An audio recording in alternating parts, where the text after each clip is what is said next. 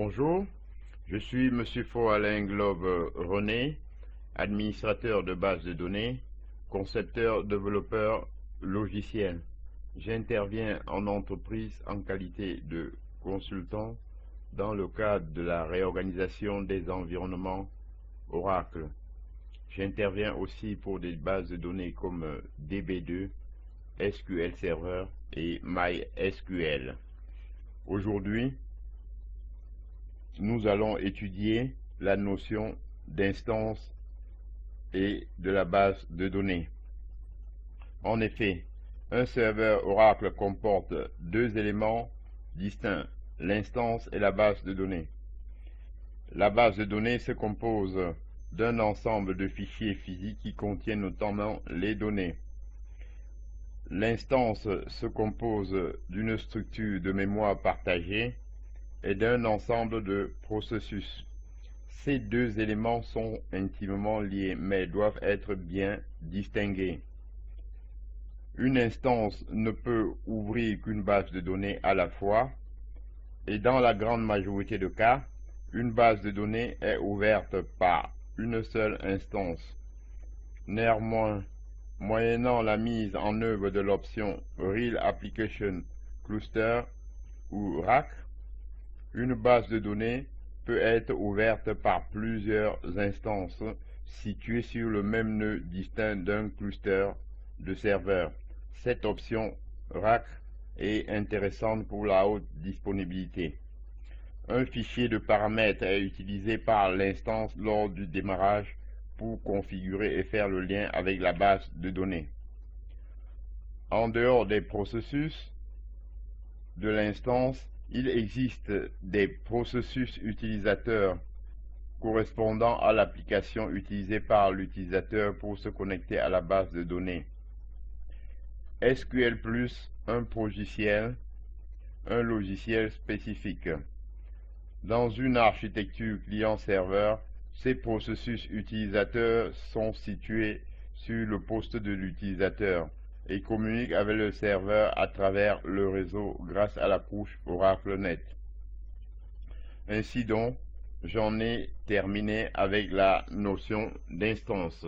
Je vous remercie. Bonjour, je suis Monsieur Faux-Alain Globe René, administrateur de base de données, concepteur, développeur logiciel. J'interviens en entreprise en qualité de consultant dans le cadre de la réorganisation des environnements Oracle. J'interviens aussi pour des bases de données comme DB2, SQL Server et MySQL. Aujourd'hui, nous allons étudier la notion d'instance et de la base de données.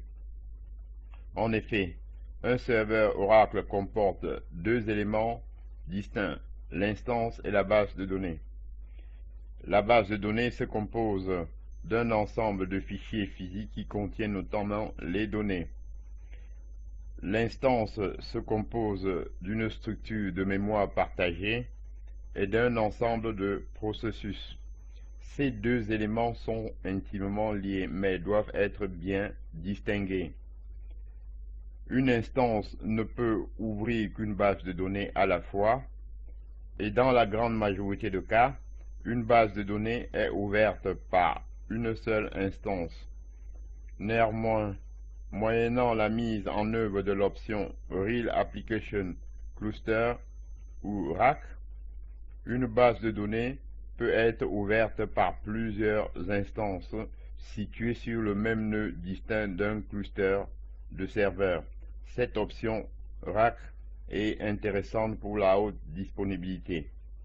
Un fichier de paramètres est utilisé par l'instance lors du démarrage pour configurer et faire le lien avec la base de données.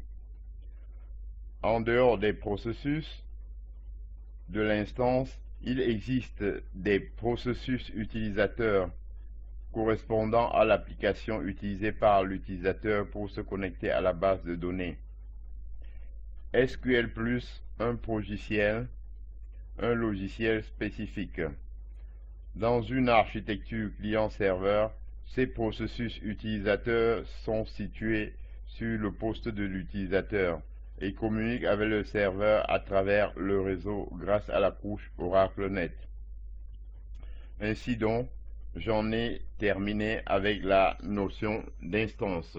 Je vous remercie. Bonjour, je suis M. Faux-Alain Globe René, administrateur de base de données, concepteur, développeur logiciel. J'interviens en entreprise en qualité de consultant dans le cadre de la réorganisation des environnements Oracle. J'interviens aussi pour des bases de données comme DB2, SQL Server et MySQL. Aujourd'hui, nous allons étudier la notion d'instance et de la base de données. En effet, un serveur Oracle comporte deux éléments distincts, l'instance et la base de données. La base de données se compose d'un ensemble de fichiers physiques qui contiennent notamment les données. L'instance se compose d'une structure de mémoire partagée et d'un ensemble de processus. Ces deux éléments sont intimement liés mais doivent être bien distingués. Une instance ne peut ouvrir qu'une base de données à la fois, et dans la grande majorité de cas, une base de données est ouverte par une seule instance. Néanmoins, moyennant la mise en œuvre de l'option Real Application Cluster ou RAC, une base de données peut être ouverte par plusieurs instances situées sur le même nœud distinct d'un cluster de serveurs. Cette option RAC est intéressante pour la haute disponibilité.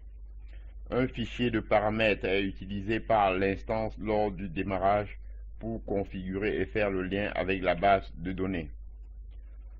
En dehors des processus de l'instance, il existe des processus utilisateurs correspondant à l'application utilisée par l'utilisateur pour se connecter à la base de données.